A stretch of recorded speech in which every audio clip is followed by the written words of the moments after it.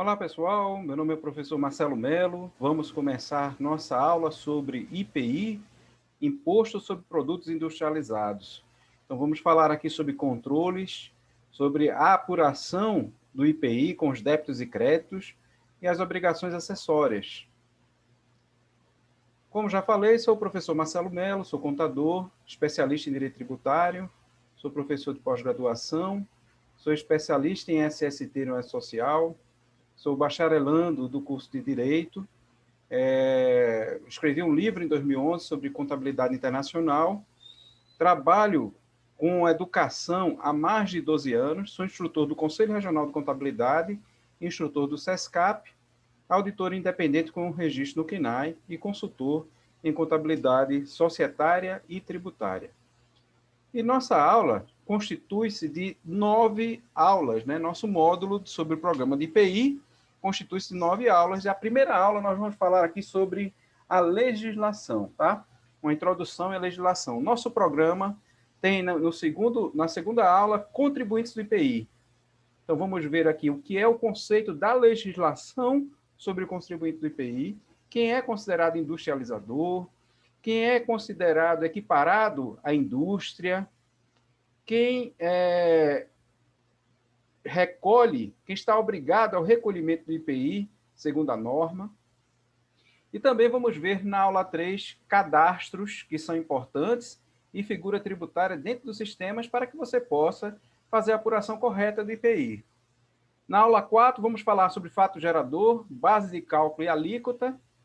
E vamos falar também sobre as situações que não incidem o IPI e as situações que são excludentes da área de incidência do IPI.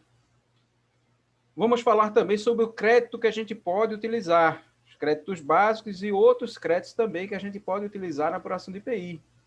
Inclusive, vamos mostrar aqui créditos que você deveria, na escrituração, você teria um direito ao crédito, mas, de acordo com a aplicação, você não vai escriturar o crédito. Vamos falar também sobre as situações em que você está obrigado a estornar o crédito que você já tomou. E isso tudo baseado na norma, no regulamento do IPI. Quando a gente chega aqui nessa parte, onde a gente fala sobre o crédito que você pode utilizar e o crédito que você deve estornar, nós vamos ver que é necessário ter conhecimento da formação de custo do produto, conhecimento de processos industriais. Nós vamos falar na aula 7 aqui, também de uma forma muito ampla, muito genérica, a respeito de processos industriais, para que quando você receber uma mercadoria, um produto que contém IPI, você possa distinguir se aquele produto você vai utilizar o crédito ou não. Vamos falar na aula 8 sobre créditos presumidos de IPI. Em que circunstâncias a empresa ela tem direito a fazer um crédito presumido de IPI e como é que faz esse cálculo do crédito presumido de IPI? Existem duas legislações, nós vamos falar no cálculo de uma.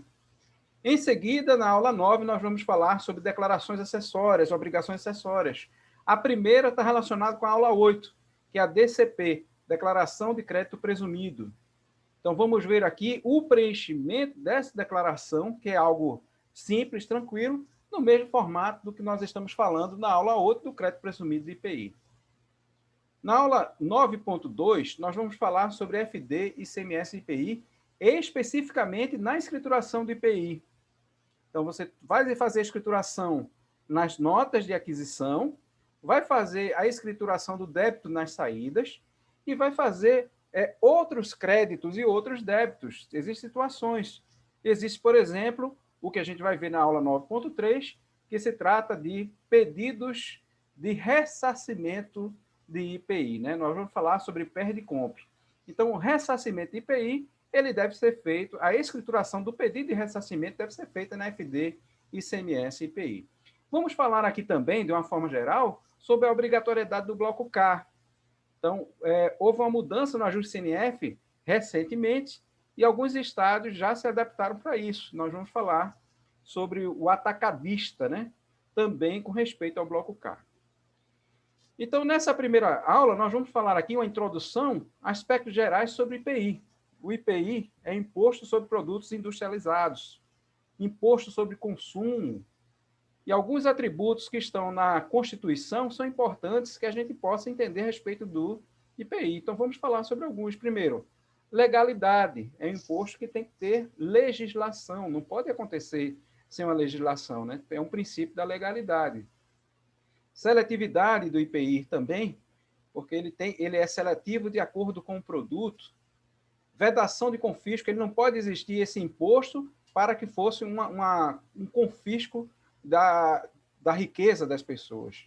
Isonomia, igualdade, não cumulatividade, que esse é um princípio básico que também se aplica ao ICMS, é um imposto não cumulativo, ou seja, você apura com créditos e apura com débitos para chegar ao valor que você vai recolher.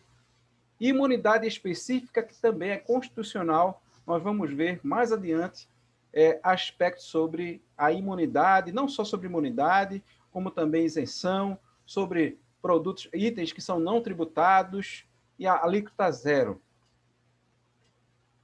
E com respeito à legislação, nós temos aqui algumas, né? Fundamento Constitucional, artigo 153, ou seja, a Constituição Federal diz quem é que vai tratar sobre IPI? O governo federal, a União.